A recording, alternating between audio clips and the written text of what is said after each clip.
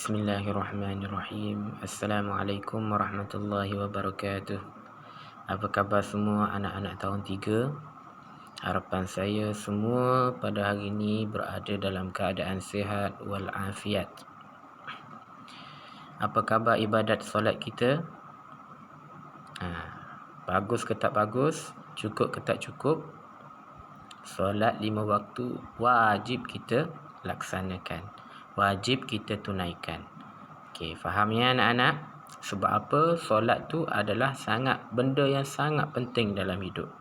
Walau apa benda kita buat sekalipun, solat jangan sesekali kita tinggalkan. Okey. Untuk mata pelajaran pendidikan Islam pada pagi ini, sama-sama kita buka buku pendidikan Islam. Okey, buka buku pendidikan Islam. Kita tengok pada muka surat 80. Anak-anak tengok buku pendidikan Islam pada muka surat 80. Hari ni kita belajar topik ibadah. Ibadah yang bertajuk bersuci daripada hadas. Bersuci daripada hadas. Apa itu bersuci daripada hadas? Apakah maksud hadas? Okey, anak-anak faham tak apa maksud hadas? Hadas. Okey, sama-sama kita tengok maksud hadas. Saya besarkan sikit. Okey, hadas. Sini ada. Allahumma salli ala sayyidina Muhammad. Okey, maksud hadas. Hadas ialah kekotoran maknawi. Kekotoran maknawi. Apa itu kekotoran maknawi? Okey, kita baca dulu. Nanti saya terangkan apa itu kekotoran maknawi. Hadas ialah kekotoran maknawi pada diri seseorang yang menghalang sahnya ibadah yang disyaratkan bersuci. Sekali lagi saya ulang. Hadas ialah kekotoran maknawi pada diri seseorang yang menghalang sahnya ibadah yang disyaratkan bersuci. Contohnya apa? Ibadat yang disyaratkan bersuci. Solat, tawaf. Tawaf ni dekat Mekah. Keliling Kaabah sebanyak 7 kali. Itu dinamakan ibadat tawaf. Dan menyentuh Al-Quran. Ini antara ibadat-ibadat yang disyaratkan bersuci. Baru kita boleh buat. Okey, saya terangkan apa maksud kekotoran maknawi. Kekotoran maknawi ni kekotoran yang senang ceritanya kita tak nampak dia kotor. Tetapi dia tu kalau nak buat ibadat kena bersihkan. Contoh, kalau kita nak solat, kita kena sucikan kekotoran maknawi yang ada pada diri kita. Macam mana nak sucikan? Melalui berwuduk. Kita ni berhadas ada kekotoran maknawi. Kita nampak kita kotor, memang kita dah mandi, kita dah bersih. Tetapi kekotoran maknawi yang kita tak nampak tu ada.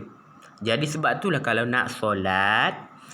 nak solat, kita diwajibkan untuk berwuduk. Bila kita ambil wuduk, maka kekotoran maknawi dah tiada. Bila kentut balik, maksudnya batal wuduk, ada balik kekotoran maknawinya. Okey, ini kekotoran maknawi. Boleh faham ya anak-anak? Okey, insya-Allah. Okey. Itulah kekotoran maknawi. Itulah hadas. Hadas kekotoran maknawi pada diri seseorang yang menghalang sahnya ibadah yang disyaratkan bersuci. Contoh solat, tawaf dan menyentuh Al-Quran. Okey, hadas ni kita kena faham. Hadas dia ada 2. Hadas dia ada dua jenis. Yang pertama hadas besar. Yang kedua hadas kecil. Ini pembahagian hadas. Hadas ada dua jenis. Yang pertama hadas besar. Yang kedua hadas kecil. Hadas besar tu macam mana? Hadas besar, cara bersucinya ialah dengan mandi wajib. Kita tahu tadi hadas merupakan kekotoran. Jadi kita kena hilangkan kalau kita nak lakukan ibadat yang disyaratkan suci daripada hadas. Apa contoh kita nak solat? Kalau kita ada hadas besar, kita nak hilangkan kekotoran, kita nak bersuci daripada hadas besar tu melalui mandi wajib.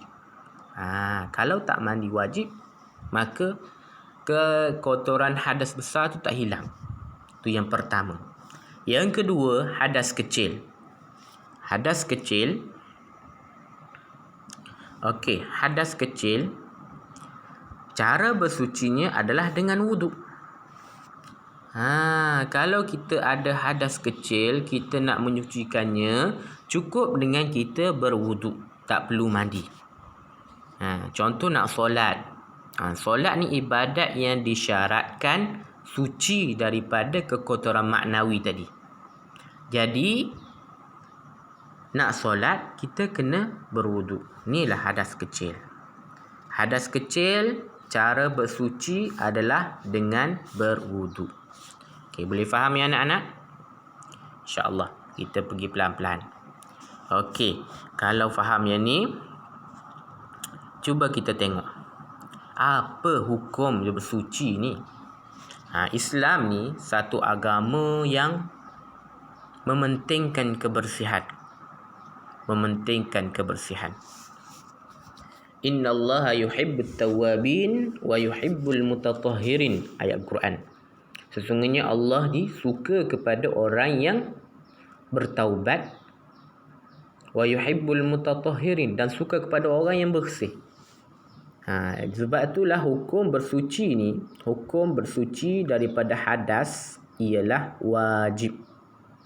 Hukum bersuci daripada hadas adalah wajib. Dalilnya apa? Dalilnya ada kat sini. Saya besarkan. Allahumma salli ala sayyidina Muhammad. Wa in kuntum junuban fattahharu. Wa in kuntum junuban fattahharu. Surah Al-Ma'idah. Surah Al-Ma'idah ayat yang ke-5. Ayat yang ke-6. Surah yang ke-5. Surah Al-Ma'idah. Wa in kuntum junuban fattahharu. Maksud dia, jika kamu berjunub, maka bersucilah. Jika kamu berjunub, maka bersucilah. Kita tengok sebab berhadas besar. Macam mana dipanggil kita tu berhadas besar? Dalam keadaan macam mana? Jadi mesti ada sebab-sebabnya kenapa kita ada hadas besar. Jadi hari ni dia ada 6 sebab berhadas besar. Yang pertama, keluar mani. Ini bagi lelaki dan perempuan. Keluar mani. Yang kedua, yang ada pada lelaki dengan perempuan juga, bersetubuh. Yang ketiga, hanya ada pada perempuan saja, haid. Yang keempat, ada pada lelaki dan ada pada perempuan, yakni mati. Yang kelima, hanya ada pada perempuan saja, wiladah. Dan yang keenam, juga hanya pada perempuan, nifas. Kita pergi satu-satu. Yang pertama tadi, sebab berhadas besar yang menyebabkan kita mesti mandi wajib. Mesti mandi wajib untuk membersihkan hadas tadi. Hadas besar. Sebab hadas besar. Hadas besar yang pertama, kalau keluar air mani. Yang kedua, bersetubuh. Bersetubuh ni suami isteri. Yang ketiga, apabila perempuan sudah sampai akhir balik, jadi akan keluar satu darah yang dinamakan sebagai darah haid. Ini yang ketiga. Darah haid. Darah haid ni bagi perempuan seawal 9 tahun. Kalau kurang daripada 9 tahun keluar darah, itu bukan namanya darah haid. Itu namanya darah istihadah. Tetap wajib kita solat. Apabila usia kita genap 9 tahun, kalau keluar darah tu keluar dalam seminima 1 hari 1 malam. Kalau dia keluar sekejap, itu bukan darah haid. Paling singkat masanya adalah 1 hari 1 malam. Kalau keluar darah, itu namanya darah haid. Okey. Yang keempat, mati. Apabila mati, orang akan mandikan. Mandi tu dinamakan sebagai mengangkat hadas besar. Mandi wajib. Yang kelima, wiladah. Wiladah ni adalah melahirkan anak. Perempuan apabila dia melahirkan anak, maka dia tu dikira sebagai orang yang berhadas besar, selagi mana dia tidak mandi. Okey, nifas, darah yang keluar selepas kelahiran. Selepas melahirkan keluar darah, itu namanya darah nifas. Okey, boleh faham? Ada 6 sebab berhadas besar. Keluar mani, bersetubuh, haid, mati, wiladah, nifas. Ringkasnya, kalau bagi perempuan, yang ada bagi perempuan semua benda, yang ada bagi lelaki hanya 3. Yang bagi lelaki hanya 3 yang berkaitan kat sini: keluar mani, bersetubuh dan mati. Bagi perempuan semua ke 6 ni ada pada perempuan. Boleh jadi sebab berhadas besar. Okey. Bila kita tahu sebab berhadas besar, kalau kita sudah berhadas besar, kita kena tahu juga larangan. Perkara yang dilarang semasa hadas besar. Ini penting. Bila kita berhadas besar, kita kena tahu apa larangannya. Larangan ibadat apa yang kita tak boleh buat. Kalau kita buat ibadat ni, kita berdosa. Kalau kita berhadas besar. Yang pertama, membaca Al-Quran. Orang yang berhadas besar, contohnya bagi perempuan, kalau dia sudah datang haid, masa dia datang haid, masa itulah, masa darah tu masih lagi keluar, dia diharamkan untuk membaca Al-Quran, untuk menunaikan solat, untuk memegang Al-Quran, untuk tawaf. Semua tu merupakan benda larangan semasa hadas besar. Okey. Selagi mana dia tidak mandi wajib. Apabila dia dah mandi wajib, benda ni dah jadi boleh buat. Dah jadi harus. Dah boleh tawaf, dah boleh memegang Al-Quran, dah boleh menunaikan solat, dah boleh membaca Al-Quran. Apabila sudah suci daripada hadas besar melalui mandi. Okey. Kita pergi seterusnya. Kaedah bersuci daripada hadas besar. Macam mana nak bersuci daripada hadas besar ni? Kita dah tahu hadas besar tu apa, apakah penyebab hadas besar. Kemudian, kalau kita terlibat dengan benda yang menyebabkan hadas besar tadi, kita kena bersuci. Nak solat kan? Jadi, macam mana kaedah bersucinya daripada hadas besar ni? Yang pertama, kat sini, menghilangkan najis terlebih dahulu. menghilangkan najis terlebih dahulu. Jadi kalau ada najis, contohnya ada darah, hilangkan darah dulu. Bersihkan darah tu dulu. Kemudian ni nak mandi ni, cara nak mandi. Yang kedua, membaca basmalah. Basmalah tu apa? Bismillahirrahmanirrahim. Itulah namanya basmalah. Sambil berniat mengangkat hadas. Bismillahirrahmanirrahim. Niat mengangkat hadas. Nawaitu raf'al hadathi akbari lillahi ta'ala. Nawaitu raf'al hadathi akbari lillahi ta'ala. Sahaja aku mengangkat hadas besar kerana Allah Ta'ala. Sahaja aku mengangkat hadas besar kerana Allah Ta'ala. Okey.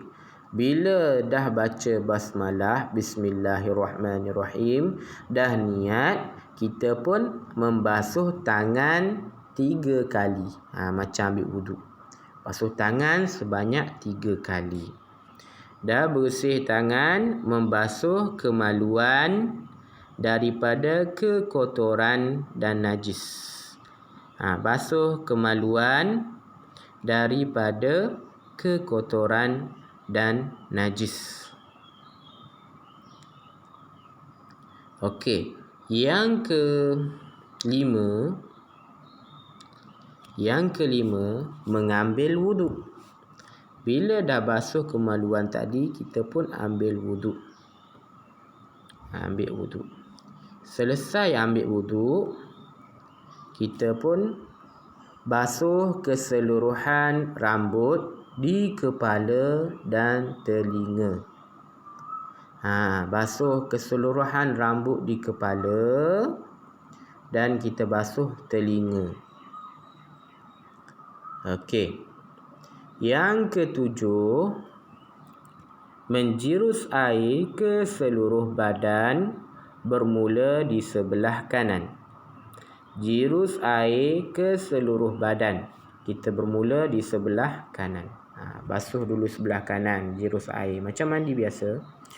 Yang ke-8, menggosok bahagian sulit dan lipatan. Ini kena gosok. Yang ke-9, membasuh kaki. Itulah dia cara-cara kita ataupun kaedah bersuci daripada hadas besar. Ringkasnya, benda yang wajib, dia mengangkat hadas besar ni macam mandi biasa, cumanya bezanya pada niat. Kita niat mengangkat hadas besar, kita mandi yang rukunnya mandi sama macam biasa,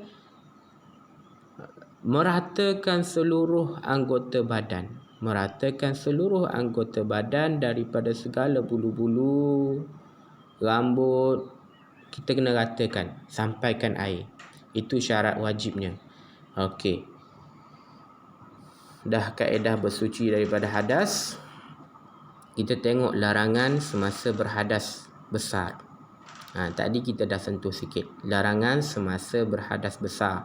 Yang pertama, menunaikan solat. Itu pentingnya kita belajar macam mana kita nak menyucikan diri daripada hadas besar.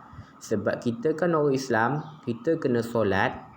Jadi nak tunaikan solat, kalau ada hadas besar, kita tak boleh solat. Jadi bila dah selesai suci daripada hadas besar tu, baru kita boleh menunaikan solat. Sebab itulah kalau semasa kita berhadas besar, kita dilarang menunaikan solat. Dilarang mengerjakan tawaf. Dilarang membaca dan menyentuh Al-Quran. Dilarang berada dalam masjid. Ini larangan-larangan semasa berhadas besar. Okey, boleh? Okey, apa kepentingannya? Apa kepentingan kita mandi wajib ni? Okey, kepentingannya dari segi jasmani, badan menjadi sihat dan segar. Bila kita mandi kan tubuh kita jadi sihat, tubuh kita jadi segar. Yang kedua, sihat tubuh badan. Bila kita mandi, tubuh badan kita pun jadi sihat. Yang ketiga, membersihkan diri daripada bau dan kuman. Kan kalau kita tak mandi, badan kita berbau. Jadi bila kita mandi, badan kita dah bersih daripada bau dan bersih daripada kuman. Okey, itulah kepentingannya mandi wajib. Yang keempat, memberi keselesaan untuk berinteraksi dengan orang lain. Jika badan kita segar, badan kita dah wangi, mesti kita lebih selesa kalau nak bercakap, nak berborak dengan kawan-kawan, nak berborak dengan orang lain. Kalau badan kita berbau, kita akan jadi tak selesa nak berborak dengan kawan.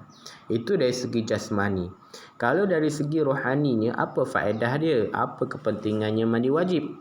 Yang pertama, membolehkan untuk bersolat, tawaf dan menyentuh Al-Quran. Ini ibadat kita.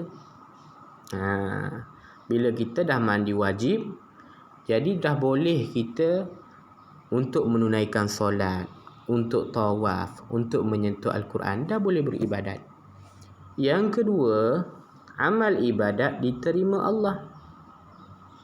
Dan yang ketiga, sebagai bukti ketaatan kepada Allah Subhanahu wa ta'ala. Okey, setakat tu dulu pengajian kita pada pagi ini. InsyaAllah kita akan sambung di waktu yang lain. Yang baik itu daripada Allah, yang tak baik itu daripada kelemahan diri saya sendiri. Wabillahi taufiq wal hidayah. Wassalamualaikum warahmatullahi wabarakatuh.